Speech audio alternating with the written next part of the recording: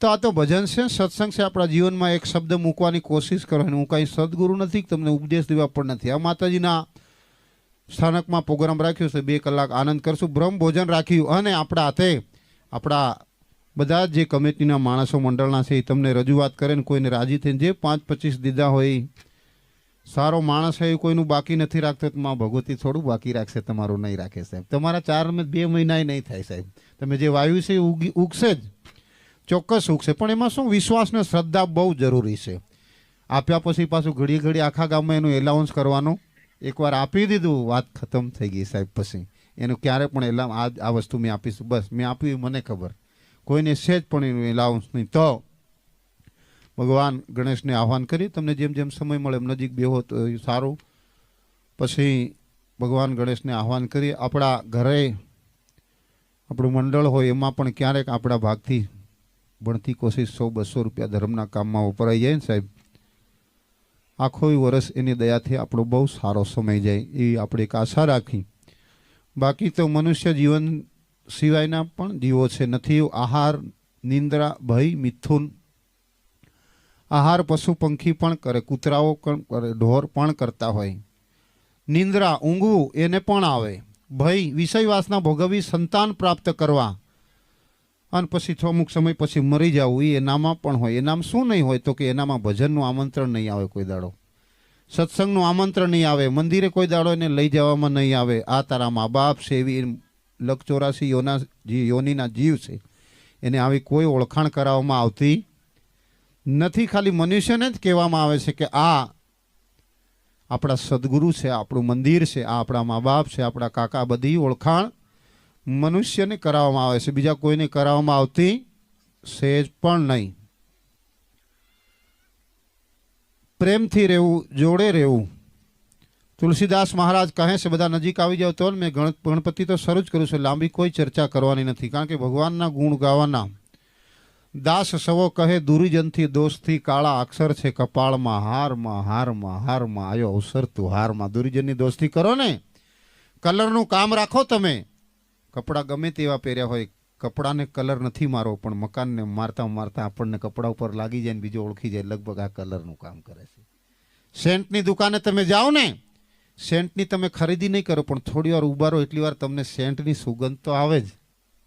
ખરીદી કરો નહીં કરો એ પછીની વાત છે, પણ ખાલી ત્યાં ઉભા રહો ને, બીજી સ્મેલ આવવા દેતું નથી. આવવા એમ કોઈ સજ્જન માણસની સંગતિ કરો, તમે કોઈ સારા માણસની સંગતિ કરો તો ફાયદો થાય કે નહીં થાય, પણ તમને ખોટ તો નહીં જાય. એ વાત તો બિલકુલ પાકી છે. એટલે તુલસીદાસ મહારાજ કહે છે, આ દુનિયામાં માખીનું એક ઉદાહરણ લીધું. માખી ચંદન પર હરે, દુર્ગંધ ઉપર જાય. એમ અજ્ઞાની માણસને ભક્તિ ભાવે નહીં, કાં તો ઊંઘે ને કાં તો ઉઠી જાય. એક માખી છે, એ માખી એવી છે જે બધી જગ્યાએ ગંદકી ઉપર જ બેહે. એ કોઈ દાડો ફૂલ ઉપર નથી બેસતી, સારી વસ્તુ ઉપર નથી બેસતી. એક માખી છે એવી છે, ક્યારે દુર્ગંધ ઉપર નથી બેસતી, એનું નામ છે મધની માખી, ભમરની માખી. એ ફૂલ ઉપર જ બેસે અને બધી સંફમાં રહે અને મધ પણ પ્રાપ્ત કરી શકે. એમ આપણે પણ કોઈક સમાજમાં જીવીએ છીએ તો આપણા સમાજમાં જોડે રહેવાની કોશિશ કરીએ. અને દુર્ગુણો જે વ્યસનો હોય એ એક પ્રકારની ગંદકી છે, એમાં બહુ બેસવાનું તમે કરશો ને તો આ શરીરને પણ ખોખલું કરી નાખશો. એક ભજનનો તો પુરાવો કહે છે, એમાં શું કહે છે? હોટલમાં જાજુ ખાસમાં દેજે, રાખજે ખર્ચાનો માપ, કાયા તારી રાખજે રૂડી, ગરીબોની આજ છે મૂડી. ગરીબ માણસ પાસે બીજી કઈ મૂડી નહીં હોય, પણ આ શરીરને સાચવશે ને તો છેલ્લા સમયે બહુ દવાખાનામાં આપવા પડે. એ આપણી મૂડી જ છે સાહેબ. શ્વાસ શ્વાસ મેં નામ લે, મિથ્યા શ્વાસ મત ખો, ન જાણે શ્વાસ કો આવન જાવન હોય. જેવી રીતના ઓક્સિજનની જરૂર પડી એક આપણે 2020માં, ત્યારે એક હવા જ હતી, બીજું કશું હતું નહીં. પણ એ હવા લેવા માટે આપણે થોડાક ઓક્સિજનના પણ કેટલા પૈસા આપ્યા સાહેબ, ઘણા પૈસા આલ્યા. એનો હમણાં આપણે ઓક્સિજન લઈ લઈએ છીએ પણ કોઈ પ્રકારની તકલીફ નથી, એટલે આપણને એની કિંમત સમજાતી નથી. અત્યારે લઈએ છીએ મફતમાં. અને જ્યારે કોરોના આવ્યો સાહેબ, ત્યારે કેટલાય પૈસા ખર્ચવા છતાં પણ એ નહોતો મળતો. એને સદગુરુ કબીર સાહેબ કહે છે, શ્વાસ શ્વાસ મેં નામ લે. નવરો પડે, જ્યારે ફ્રી પડે ને બધાય કામથી હવે હું વિરામ થઈ ગયો છે એવું લાગે ને, ત્યારે ભગવાનનું માતાજીના એની યાદી કરવી. ગમે તેવું સંકટ હશે તો નિવારણ માટે નામ સમો વડકો નહીં, જપ તપ તીરથ વ્રત યોગ, નામે પ્રાતક છૂટીએ, નામે નાશે રોગ. અલગ શું કરવાનું? મેં પહેલાં તમને વસ્તુ 4 ગણાવી: આહાર, નિંદ્રા, ભય ને મિથુન. સંતાનો તો કૂતરાને પણ હોય, બલાડાને પણ હોય, એ બધું હોય. એ બીજાથી પણ ડરે, અહીંથી આપણે આગળ નહીં જવાનું, એને પણ ઊંઘ આવે. આટલું કરીને આપણે પણ મરી જ જશું જો ઊંઘવાનું, સંતાનો પ્રાપ્ત કરવા અને એકબીજાનો ભય રાખો, એકબીજાને ડરાવો. આટલું કરીને આપણે પણ મરી જશું તો આપણે એનાથી સેજ પણ અલગ લાગતા. અલગ આ છે, તમે આજે ભંડારો રાખ્યો ને, 5-25 ભક્તોને જમાડ્યા સાહેબ. નાની નાની દીકરીઓ જમી છે, દીકરાઓ જમ્યા છે, કોઈ વડીલ જમ્યા છે, જેનું કર્મ એક પણ ખોટું નહીં હોય. એ તમને બધા એને પુણ્યની પ્રાપ્તિ એની થશે. કોઈ 5 નાની દીકરીઓ જમી ગઈ હશે ને સાહેબ, 11 વર્ષને 52 સુધી, તો ભગવાન પણ કોઈ કર્મ લખતો, કોઈ પણ કર્મ થાય ભગવાન પણ. આ ગીતાની વસ્તુ છે સાહેબ, ભાગવત ગીતાની. તો અલગ શું? તો અલગ આ છે, બીજા કોકને જમાડી દેવું, બીજા કોકને ભજન કરવાથી, મંદિરે જવાથી, ભગત બનવાથી તમને એમ થાય કે મારા આંગણે કોઈ પણ આવ્યો અને અમારા બંને જણ માટે આ સરસ જમવાનું બનાવ્યું હતું. એ જમવાનું આવેલ અતિથિ મહેમાનને 2 હાથ જોડીને ભલાઈ તમે સવારથી નીકળ્યા છો તમારા ઘરેથી, પણ તમે જમી લો ગમે તેમ કરીને, 2 રોટલી તો તમારે ખાવી જ પડશે. આવા શબ્દો તમારા દિલમાં જ્યારે ઉગે ને તો સમજી લો હું ભગત થોડોક 20% થયો છું. અને એમ થાય કે જમવાનું તો તૈયાર છે ને, મનમાં વિચાર કરીને એના માટે માન ઉતાવળી થોડીક જેવી બને એવી ચા તમે બનાવી દીધી ને પીવડાવીને જમવાનું તો તૈયાર હતું. પણ એ મહેમાન ગયા પછી 2 જણ હસતા હસતા ખાય. ભલે આપણા ગળામાં માળા હોય, આપણા કપાળમાં તિલક હોય, પણ હજી બરાબર ભગત આપણે થયા નથી. કારણ કે વાતને છુપાવી છે તમે. જે ધર્મનો માર્ગ હતો એ તમે ચૂકી રહ્યા છો. જેને કે જમવાનું તૈયાર છે, જમી લો પ્રેમથી, કોઈ વાંધો નહીં. કવિ કાગ બાપુ તો કહે છે, તારા આંગળીયા પૂછીને કોઈ આવે આવકારો મીઠો આપજે. તારા કાને કોઈ સંકટ સંભળાવે ને, મારે થોડી જરૂર છે તમારી, એવું કોઈ કહે ને, એને આપણા દિલ પર બહુ આશા મોટી થઈ. ત્યારે આપણને કોઈક યાદ કરીને કોઈક ફોન કરે, આપણા આંગણા સુધી કોઈ આવે ને, એને બહુ મોટી પૂછીને આવે એવો એક શબ્દ છે. શું છે? રખડતો આવે એવું પણ લખી શકતો, પણ એમ આવતો નથી, પૂછતો જઈને આવે છે, ફલાણા ભાઈનું મકાન ક્યાં છે. એના મનને એક વાત નક્કી થાય છે કે આ માણસ મારું કામ ચોક્કસ કાઢશે. ત્યારે જ આપણા આંગણે કોઈને કોઈ આવે છે. બીજી લાંબી ચર્ચા કરવી હોય તો ઘણી બધી, પણ મનમુખી વાત થઈ જાય. પછી ભગવાન કરતે કોઈને ઉપર જણાવવાની જરૂર. આપણે ભગવાનના જ ગુણ ગાવાના, માતાજીના જ ગુણ ગાવાના. કરવી હોય તો જો કોઈ માણસની આપણે કરી, આમાં હું કોકને 2 શબ્દ કહી દઉં ને આપણો કોઈક દુશ્મન આવી ચડે ને એની હું વાત કાઢું તો એ મનમુખી વાત થઈ. અને ગુરુમુખી એટલે બધાએ મને પણ લાગવું પડે અને જનતાને પણ લાગવું પડે. જેની નામ છે ગુરુમુખી વાત, એ બધાને લાગવું પડે. તો ભજન તરફ જઈ ખૂબ પ્રેમથી જયકારો લગાવજો. આપણા જીવનમાં આ સબરીબાઈના આંગણે જ્યારે રામ આવ્યા ને સાહેબ, ઘણા બધા ઋષિ મુનિઓ હતા, પણ છતાં સૌ પ્રથમ પહેલાં પ્રેમ અને ભાવ જીતી લેવો. જ્ઞાન તો પછીનું છે. જ્ઞાન ગમે તેટલું અહીં કરીએ ને આપણે કોઈને આવકારો નહીં આલે, આ બધાનું સ્વાગત કર્યું, કોઈને પ્રેમથી બોલીએ નહીં સાહેબ, તો જ્ઞાન ગમે તેટલું કરે તોય એનું કોઈ મિનિંગ હોતો. આપણા આંગણે કોઈ પણ આવે એને પહેલાં પ્રેમથી બોલવાનું, લોટો પાણી આપવાનું, પછી તમારું જ્ઞાન હશે. તો એકવાર માણસ વિશ્વાસ કરે ને, તમે ખોટી વાત કરશો તો એ વિશ્વાસના કારણે સાંભળી લેશે.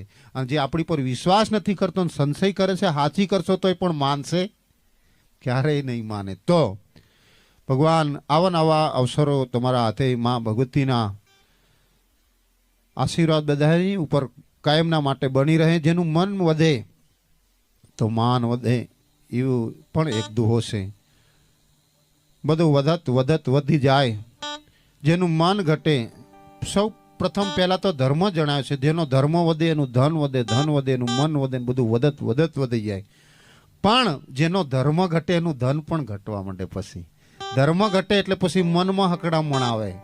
પછી જેનો ધર્મ ઘટે એનું ધન ઘટે, ધન ઘટવાથી પાછું મન ઘટે, બધું ઘટ જાય. ચોમાસાનો સમય હોય ને ત્યારે વરસાદ બહુ થાય એટલે નદી ને કોતેડા તો એટલા બધા સ્પીડમાં જાય સાહેબ કે આજુબાજુનો ઝાડો હોય એને પાડી પણ દે, પણ એ કઈ સુધી બહુ સ્પીડ કરે, દરિયા ને મળે નહીં ત્યાં સુધી. અને દરિયાને મળી જાય એટલે પછી કઈ તોફાન ચાલવા જેવું છે? દરિયો એટલે પરમાત્મા, નદીને કોતર એટલે આ દુનિયામાં રહેલા જે માણસો છે ને એ એને ભૂલાઈ જાય કે હું જ્યાંથી આવ્યો છું અહીં હું અમર રહેવાનો છે કાયમના માટે જાણે, એટલે જ તોફાન ઉઠાવે. અને જેને ખબર છે કે હું આજ નહીં તો કાલ આ દુનિયા છોડીને જવાનો છે, ક્યારે પણ અભિમાનની વાત કરતો. સ્વામી સંત એકનાથજી પાસે એક માણસ આવ્યો ને એમ પૂછે કે પ્રભુ ગુરુદેવ, તમે જ્યારે સારો વિચાર આવે ને નબળો વિચાર આવે ત્યારે તમે શું કરો છો? પછી સંત એકનાથજી કહે છે કે તે જે આમ હાથ કર્યો ને, મને તારી હાથની રેખાઓ જોતા એવું લાગે છે કે 20 દિવસમાં તારું મૃત્યુ છે, તમે મરવાના છો. હવે આગળ ચર્ચા કરો તો કે ચર્ચા નથી કરી, હું પછી આવું એમ કરીને સીધી ડોટ મૂકી. એટલે ઘરે પૂગ્યા ને કે ખાટલો ઢાળો અને ગોદડા ઉડીને આરામથી ઊંઘી ગયા. 1 2 દિવસ, 3 દિવસ, 4 દિવસ એમ કરતા કરતા 19મા દિવસ થયો. સંત એકનાથજી મહારાજ ફરતા ફરતા એ જગ્યાએ આયા અને પછી ઓલા દીકરાને પૂછે છે કે જે તે દાડો તમે પૂછતા હતા એ આખી વાત તો પૂછવાય નહીં, પાછા આવતા રહ્યા કે તમે સારો વિચાર આવે ત્યારે શું કરો, નબળો વિચાર આવે ત્યારે તમે ગુરુદેવ શું કરો છો, એ હું પૂછતો હતો. પછી એમ પૂછે છે આ ગુરુદેવ એને કે આ 19 દિવસનો સમય થયો ને એમાં તારું મૃત્યુ છે ટળી ગયું 20મા દિવસનો, હવે તારી માથે મોત છે નહીં. પણ હું તમને એમ પૂછવા માંગુ છું કે 19 દિવસમાં તમને કોઈ ખોટો વિચાર આવ્યો? તો કે મોત સિવાય કશું યાદ આવ્યું? ખોટો વિચાર જ નથી આવ્યો સહેજ પણ. એમ સંત કહે છે તમે 19 દિવસ યાદી રાખી મોતની, મારી માથે મોત આવી ગઈ છે, તો તમે ખોટો વિચાર કર્યો? તો કે ના, અમે આખી જિંદગી યાદ કરીએ છીએ કે મારી માથે મોત છે, એટલે કોઈનો પણ ખોટો વિચાર કરતા સહેજ પણ, જે મોજની યાદી રાખે છે એ સહેજ પણ ખોટો વિચાર કરતા ક્યારેય પણ નહીં. તો ભગવાન ગણેશને યાદ કરી. લાંબી વાત તો મેં પહેલા કહ્યું, મેં તો કોઈ સાધુ નથી. ક્યારેક એક વાત ખાલી પ્રેમથી મૂકવાની જનતાને. એમ મેં માખીની વાત ચાલતી હતી આપણે, શું માખી ચંદન પર હરે દુર્ગંધ ઉપર જાય, એમ અજ્ઞાની માણસ ઊંઘે અને કાં તો ઉઠી જાય.